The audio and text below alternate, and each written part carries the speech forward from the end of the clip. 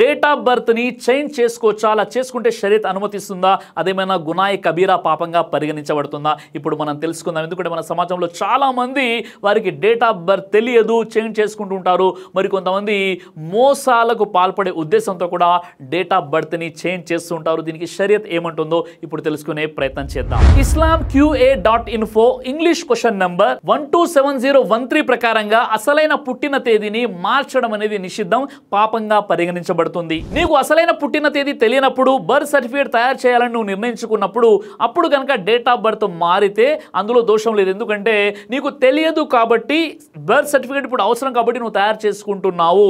కానీ ఉద్దేశపూర్వకంగా నీకు బర్త్ సర్టిఫికేట్ ఉన్నప్పటికీ నువ్వు పుట్టిన తేదీని గుర్తున్నప్పటికీ దాన్ని మార్చి మరో సర్టిఫికేట్ తీయడం మాత్రం షరియత్ దీనికి అనుమతించదు. ఇది పాపంగా పరిగణించబడుతుంది. అంటే ఇక్కడ ఒక ప్రాక్టికల్ ఒక విషయాన్ని ఆలోచించినప్పుడు ఒక 40 సంవత్సరాల క్రితం ఎవరైతే పుట్టారో వారి యొక్క తల్లిదండ్రులకు సరైనటువంటి అవేర్నెస్ లేని కారణంగా, సరైనటువంటి టెక్నాలజీ లేని కారణంగా ఎవరైతే డేట్ ఆఫ్ బర్త్ని మెన్షన్ చేయలేదో వారు తమ యొక్క డేట్ ఆఫ్ బర్త్ ఇంత అయ్యి ఉంటుందని చెప్పేసి వారు ఒక సర్టిఫికేట్ తీసుకోవడంలో ఎలాంటి దోషం లేదు. ఉదాహరణకి ఆ వ్యక్తి పుట్టినప్పుడు తన యొక్క తాతగారు ఆ వ్యక్తి పుట్టేటటువంటి ఒక సంవత్సరం కంటే ముందే ఆ తాతగారు చనిపోయారు కాబట్టి తాతగారు చనిపోయినటువంటి డేట్ ఏదైతే ఉందో ఆ సమాధి పలకంపై రాసి ఉంటుంది. ఆ డేట్తో క్యాలిక్యులేషన్ చేసుకుంటారు. లేదా ఇతర విషయాలను వారు తెలుసుకొని ఆ డేట్ ఆఫ్ బర్త్ని చెప్పేటటువంటి ప్రయత్నం చేస్తారు. అలా చేసుకోవచ్చు. అలా కాకుండా నీ డేట్ ఆఫ్ బర్త్ ఉన్నప్పటికీ నువ్వు నీ డేట్ ఆఫ్ బర్త్ని తగ్గించుకొని సర్టిఫికేట్ తీసుకోవడం మాత్రం షరియత్లో అది తప్పుగా పరిగణించబడుతుంది. కొంతమందికి పుట్టిన సంవత్సరం గుర్తుంటుంది కానీ నెల గుర్తుండదు. కొంతమందికి నెల గుర్తుంటుంది కానీ తేదీ గుర్తుండదు. ఇలాంటి సమయంలో మర్చిపోయారు కాబట్టి ఒక డేట్ని మెన్షన్ చేసుకోవడంలో ఎలాంటి దోషం లేదు. కానీ తెలిసి కూడా తప్పు చేయడము, తెలిసి కూడా దొంగ సర్టిఫికేట్ని క్రియేట్ చేయడము, తెలిసి కూడా డేట్ ఆఫ్ బర్త్ని తగ్గించుకోవడం అనేది ఇస్లాం మరియు షరియత్ ఎట్టి పరిస్థితుల్లో ఈ విషయాన్ని అంగీకరించదు. ఇది తప్పుగా పరిగణిస్తుంది. ఈరోజు మన సమాజంలోని కొంతమంది గవర్నమెంట్ ఉద్యోగాల కోసం, పెళ్లిల కోసం తెలిసి కూడా డేట్ ఆఫ్ బర్త్ని మార్చేస్తుంటారు. ఆధార్ కార్డులో కూడా వారి యొక్క డేట్ ఆఫ్ బర్త్ని తక్కువగా చూపించేటటువంటి ప్రయత్నం చేస్తారు. ఇలా చేయడం చాలా పెద్ద తప్పు.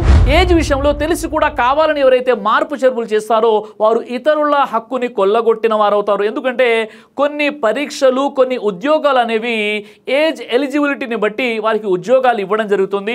ఒకవేళ నువ్వు నీ ఏజ్ని తగ్గించి నువ్వు ఒక సర్టిఫికేట్ని తయారు చేసినట్లయితే ఇతరులకు చెందినటువంటి హక్కును నువ్వు కొల్లగొట్టిన వాడిగా పరిగణించబడతావు. కాబట్టి ఇలాంటి విషయాలకు ఇస్లాంలో ఎలాంటి అనుమతి లేదు. నేటి ఆధునిక సమాజంలో కూడా పేరెంట్స్ చేస్తున్నటువంటి చాలా పెద్ద మోసము, ఫ్రాడ్ ఏంటంటే పెద్ద పెద్ద కార్పొరేట్ స్కూల్స్లో అక్కడ అడ్మిషన్ తీసుకోవాలంటే ఏజ్ ఎక్కువగా ఉంటే తీసుకోరు. కాబట్టి ఏజ్ని తగ్గించేసి వారు ఒక ఆధార్ కార్డ్ని లేదా బర్త్ సర్టిఫికేట్ని క్రియేట్ చేసేసి స్కూల్ అడ్మిషన్స్ కోసం పిల్లల యొక్క ఏజ్ని తగ్గించడము లేదా పెంచడం అనేది జరుగుతుంది. అదేవిధంగా పెళ్ళిళ్ళ కోసం ఎక్కువ ఏజ్ ఉన్నట్లయితే మా అమ్మాయి వివాహం జరగదని చెప్పి వారు ఒక 4-5 సంవత్సరాలు అమాంతంగా తగ్గించేసి ఆధార్ కార్డ్ని క్రియేట్ చేస్తారు.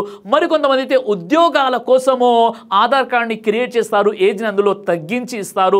ఈ విధంగా సమాజంలో జరిగేటువంటి మోసాలు ఏవైతే ఉన్నాయో వీటికి ఇస్లాం ఎట్టి పరిస్థితుల్లో కూడా అనుమతించదు. కాబట్టి నువ్వు పుట్టినటువంటి తేదీ, సంవత్సరము, అదేవిధంగా నెల ఏదైతే ఉందో అది ఖచ్చితంగా నీకు తెలిసి ఉంటే అందులో ఏం మాత్రం కూడా నువ్వు మార్పు చేర్పులకు చేయకుండా ముందుకు కొనసాగాలి. ఒకవేళ కొన్ని సందర్భాల్లో మీ పేరెంట్స్ మర్చిపోయారు, మీకు తెలియనప్పుడు ఏదైనా ఒక గుర్తుతో పాటు, అంటే మీ తాతగారు చనిపోయిన సంవత్సరం తర్వాత పుట్టావు లేదా సంవత్సరం కంటే ముందు పుట్టావు, మీ తాతగారు చనిపోయినటువంటి సమాధి ఫలకంపై ఆ యొక్క డేట్ రాసి ఉంటే దాన్ని క్యాలిక్యులేషన్ చేసుకొని నువ్వు నీ డేట్ ఆఫ్ బర్త్ని నువ్వు అక్కడ సెట్ చేయవచ్చు. అదేవిధంగా మీ యొక్క బంధువుల్లో వారికి ఉన్నటువంటి ఏజ్, నీకు మరియు మీ బంధువులకు ఉన్నటువంటి ఏజ్ వ్యత్యాసం ఏదైతే ఉంటుందో దాన్ని బట్టి నువ్వు డేట్ ఆఫ్ బర్త్ని నువ్వు సెట్ చేసుకోవచ్చు. అలా కాకుండా తెలిసి కూడా నీ డేట్ ఆఫ్ బర్త్ని తెలిసి ఉద్యోగం కోసమో, పెళ్లి కోసమో, ఇతర స్కూల్లో అడ్మిషన్ కోసమో మోసం చేసినట్లయితే ఇస్లాం ఎట్టి పరిస్థితుల్లో కూడా దీన్ని అంగీకరించదు. తిర్మిజీ హదీస్ నంబర్ 1315లో ప్రవక్త ముహమ్మద్ సల్లల్లాహు అలైహి వసల్లం వారు తెలియజేశారు, మోసం చేసేవాడు మాలోని వాడు కాదు అని చెప్పారు. కాబట్టి ఈ విధంగా డేట్ ఆఫ్ బర్త్ని తగ్గించేసి దొంగ డేట్ ఆఫ్ బర్త్ని క్రియేట్ చేయడం అనేది ఇస్లాం ఎట్టి పరిస్థితుల్లో ఒప్పుకోదు.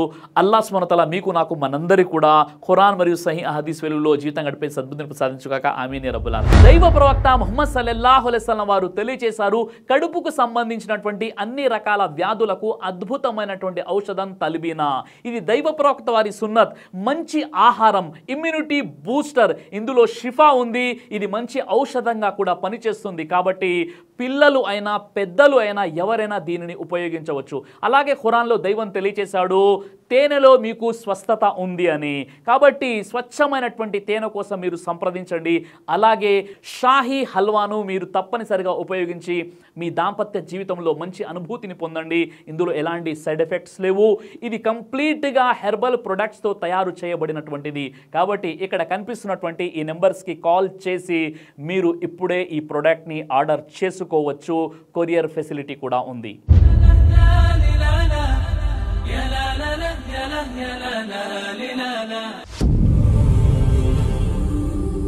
బ్రదర్ సిరాజ్ అని యూట్యూబ్ ఛానల్ని మీరు సబ్స్క్రైబ్ చేసినట్లయితే ఇన్షాల్లా దైవచిత్తం అయితే మీకు వీడియోస్ వస్తుంటాయి. అదేవిధంగా బ్రదర్ సిరాజ్ అనేటటువంటి ఫేస్బుక్ని కూడా లైక్ చేయడం వల్ల మీకు వీడియోస్ వస్తుంటాయి.